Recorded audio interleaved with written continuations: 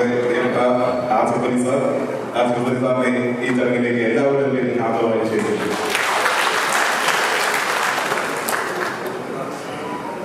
എല്ലാവർക്കും നമസ്കാരം. ആദ്യം തന്നെ ശരത്തിന് ഒരു വലിയ നന്ദി പറയുന്നു. ഇനിയൊരു വേദിയിലേക്ക്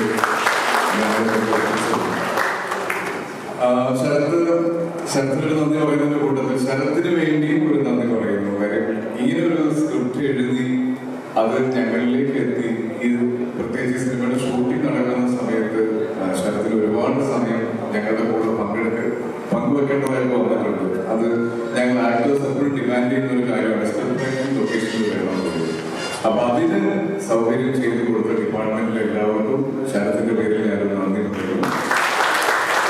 പിന്നെ ഞാൻ ഇവിടെ വന്ന താഴെ വൈറ്റ് ഹൗസിന്റെ റൂമിലിരിക്കുമ്പോൾ സാറ് വളരെ എക്സൈറ്റിംഗ് ആയിട്ടുള്ള ഒബ്സർവേഷൻ ഞങ്ങളോട് പങ്കുവച്ചു. മലയാള സിനിമയിൽ കാണിക്കുന്ന പോലീസ് വേഷങ്ങൾ എപ്പോഴും ജെന്യുവിനാണ്, എപ്പോഴും ഒറിജിനലാണ് എന്ന് അദ്ദേഹം ശ്രദ്ധിച്ചതിനെ പറ്റി പറഞ്ഞത് ഒരുപാട് സന്തോഷം തന്നൊരു കാര്യമാണ്. കാര്യം ഒരു സമയം വരെ പോലീസ് വേഷങ്ങൾ ചെയ്യാൻ എനിക്ക് ഭയങ്കര മടിയും പേടിയുമായിരുന്നു. ഞാൻ കണ്ട് ശീലിച്ച സിനിമയിലെ പോലീസുകാർ എപ്പോഴും ഭയങ്കര മസിലുള്ള, ആറടി പൊക്കമുള്ള, ഭയങ്കര സ്റ്റൈലിഷ് ആയിട്ടുള്ള പോലീസുകാരായിരുന്നു.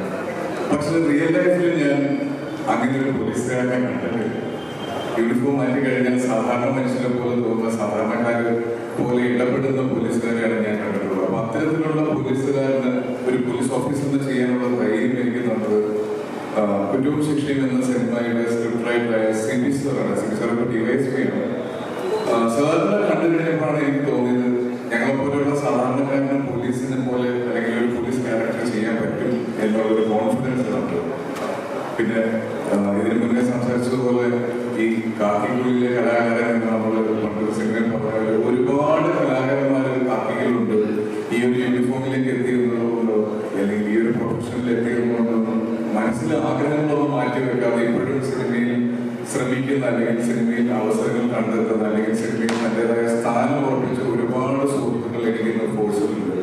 അപ്പൊ അവർക്ക് എല്ലാവർക്കും ഒരു മുന്നോട്ടുള്ളൊരു പ്രചോദനമായി ശരത്തും മാറട്ടെ. ശരത്തിനും ഇനി ഒരുപാട് സിനിമകൾ ചെയ്യാൻ പറ്റട്ടെ, ഒരുപാട് നല്ല സിനിമകളുടെ ഭാഗമാകാൻ ഞങ്ങൾക്ക് എല്ലാവർക്കും പറ്റട്ടെ എന്ന് പ്രാർത്ഥിക്കുന്നു.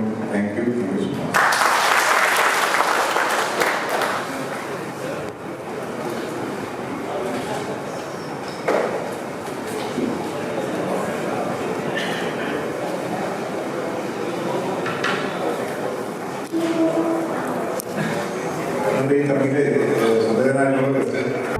കൂടുതൽ വീഡിയോസിനായി B4 Place ഫോളോ ചെയ്യൂ, സബ്സ്ക്രൈബ് ചെയ്യൂ.